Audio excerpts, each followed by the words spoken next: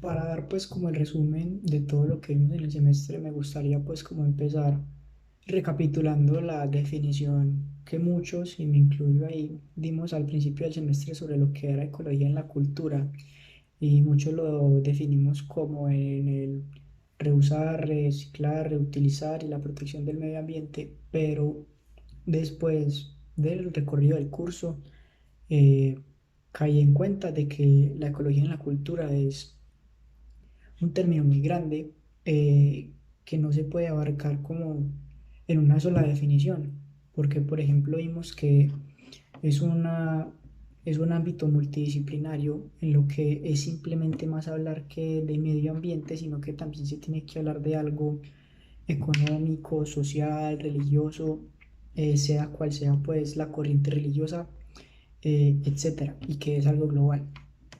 Me gustaría pues como recalcar aspectos claves que principalmente el mayor problema de la ecología en la cultura es, personalmente lo logré como aprender, es en sí el impacto que tiene la cultura en los ecosistemas, como por llamarlo de alguna manera, porque vemos por ejemplo que nuestra cultura muy occidentalizada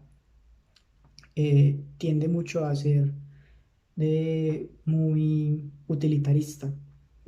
Vemos que somos una sociedad con una cultura del uso, beneficio, y si no me sirve, entonces lo descarto o lo boto, sino mirar si me sirve para otra cosa o lo puedo arreglar o puedo darle a eso una segunda o tercera función. Entonces eso crea, por ejemplo, un impacto ambiental muy grande, hablando netamente, por ejemplo, eso en el tema de residuos principalmente.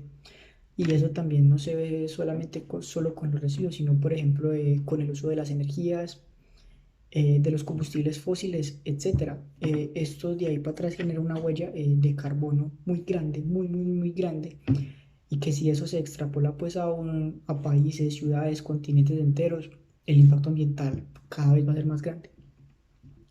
Tenemos que tener también en cuenta que cada vez tenemos menos tiempo para actuar como sociedad y como especie para evitar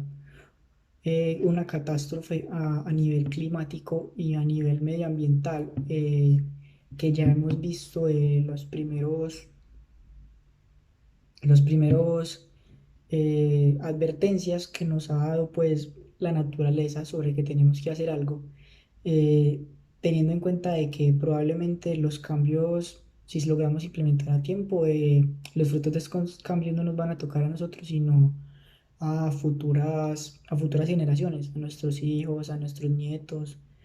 etcétera, porque el daño que ya está hecho es muy grande y repararlo es algo muy complejo, porque primero que todo vivimos